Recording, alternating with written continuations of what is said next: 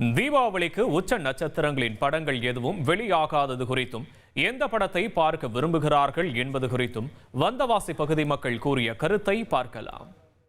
பொதுமக்கள் இந்த தீபாவளிக்கு என்னென்ன திரைப்படங்கள் பார்க்க போறோம் என்று பொதுமக்கள் கருத்துக்களை கேட்போம்.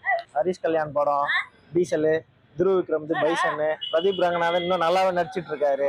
அவரோட டியூட் படம் டெய்லி ஒரு படம் போனா கூட இன்னொரு நாள் கூட நம்ம படம் பார்க்கலாம். பெரிய நடிகர்களோட படம் எதுவும் வராதனால சந்தோஷமா ஃபேமிலியோட பிள்ளைக்குட்டியோட வீட்லயே இருந்து ஸ்வீட்ஸ் காரம் இதெல்லாம் சந்தோஷமா செஞ்சு சாப்பிட்டுட்டு வீட்டுல சந்தோஷமா என்ஜாய் பண்ண போறோம். தீபாவளிக்கு பெரிய நடிகர்களுடைய படம் வரலன்னா பொதுமக்கள் ரொம்ப சந்தோஷம். ஏன்னா பெரிய நடிகர்களுடைய டிக்கெட்லாம் வந்து 300 ரூபா 400 ரூபா வரும்.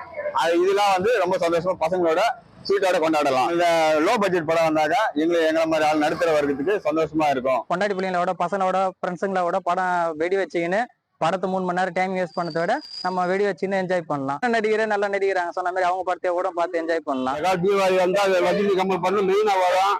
அதை படம் பார்க்கறதுக்கு சந்தோஷமா இருக்கும். தீபாவளி மாதிரி தெரியும். பெரிய படம் வர தீபாவளி மாதிரி தெரியாது. அதனால கண்டிப்பா பெரிய படம் கண்டிப்பா வந்தா நல்லா தீபாவளி நல்லா இருக்கும். அப்போ விலைவாசிக்கு அது கம்மியான பட்ஜெட்ல படம் வந்துச்சு. இப்ப விலைவாசி அதிகமான கூடுதல் கவுண்டர் டிக்கெட் அதிகமா தான் இருக்கும். அதனால தீபாவளி வாங்க முடியுமா? பெரிய படம் கண்டிப்பா வந்து ஆகணும். அந்த தீபாவளி நல்லா இருக்கும். தீபாவளிக்கு வெளியாகும் திரைப்படங்கள் குறித்து வந்தவாசி பகுதி மக்கள் கூறிய கருத்துக்களை பார்த்தோம்.